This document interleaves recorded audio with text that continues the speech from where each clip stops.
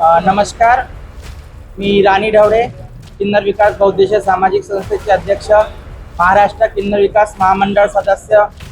आज आम्ही नागपूर आयुक्तांना आणि आपले खासदार नितीनजी गडकरी साहेब, चंद्रशेखर बावनकुळे साहेब पालकमंत्री यांना आम्ही आज निवेदन द्यायला आलो आहे की आम्ही 2023 पासनं किन्नर समाजाच्या स्मशानभूमीसाठी व आश्रमासाठी 2023 पासनं लेटर दिलेलं आहे, निवेदन दिलेलं आहे।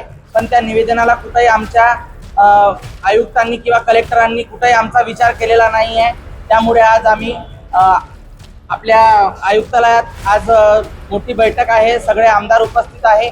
त्याच्यासाठी आम्ही आज साहेबांना निवेदन द्यायला आलेलो आहोत। कशासाठी वेगळी जागा पाहिजे, काय आधार काय? आमच्या सगळ्यांना माहिती आहे की किन्नर समाजाचा अंत्यविधी वेगळ्या पद्धतीने होत असते आणि त्याच कारणास्तव आम्हाला किन्नर समाजासाठी स्मशानभूमीसाठी आम्ही अलग जागा मागितलेली आहे आणि आमच्या समाजासाठी जे आश्रम पाहिजे त्या आश्रमासाठी पण जागेची आम्ही मागणी करायला आलेलो आहोत।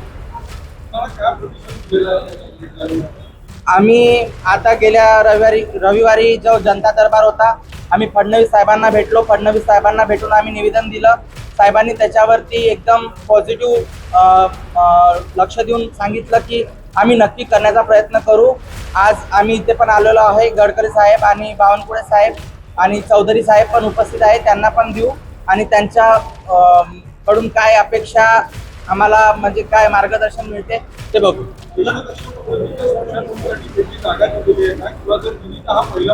हो, याच्या आधी महाराष्ट्र राज्यात आपल्या नांदेड जिल्ह्यात जागा दिलेली आहे। जे आपले नागपूरला आता कलेक्टर आहे विपिनजी टनकर यांच्या नेतृत्वातच कलेक्टरांनी आपल्या नांदेडला जागा दिलेली आहे। त्याच पार्श्वभूमीवर नागपुरात सुद्धा देण्यात यावी। नागपुरात किती किन्नर समाज आहे संख्येसाठी? नागपुरात कमीत कमी 250 ते 300 किन्नर समाजाचे लोक आहेत। त्यांच्यावर लक्ष ठेवून कुठेतरी त्यांनी आमचा विचार करावा।